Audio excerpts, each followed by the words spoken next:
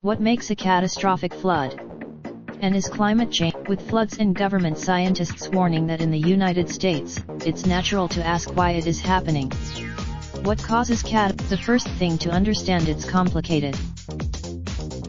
Each flood is its own phenomenon, tied to the specific circumstances in the area. Flooding is complex. Deke Arndt, a climate scientist at the National Oceanic and Atmospheric Administration, said Thursday in a briefing on the potentially dire flood season. It has to do with precipitation falling to the ground, Mr. Arndt said, but also with the way that water is managed and the surface hydrology, how it flows across the land and is collected and runs off. The question of water management involves the building and the surface hydrology. There are many other possible factors. The late winter flooding. So, does climate change play a role? Short answer, yes. Longer answer, it's, these places have flooded before, and they will flood again. Still, that is primarily because a warmer atmosphere can hold more moisture, and that means more precipitation.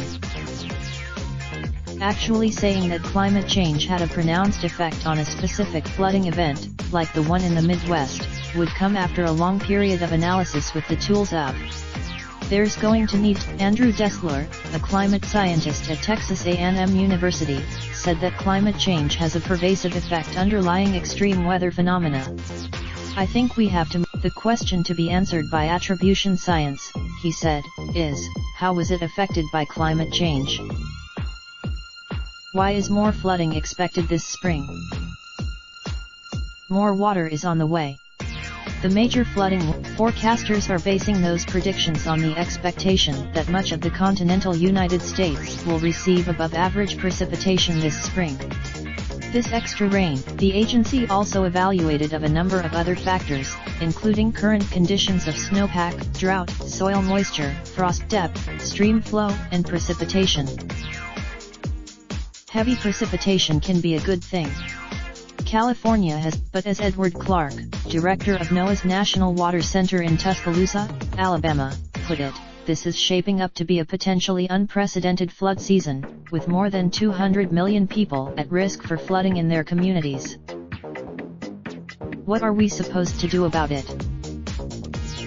As the scouts tell us, be prepared. On a community level, the Association of State Floodplain Managers crowed a little about the success of Beatrice, Nebraska, along those lines.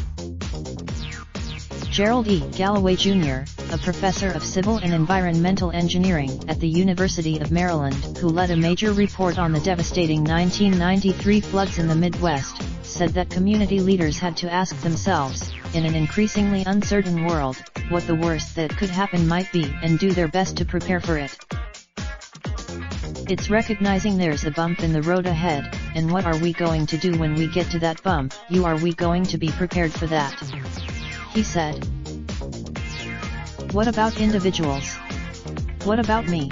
Flood safety is everyone's business.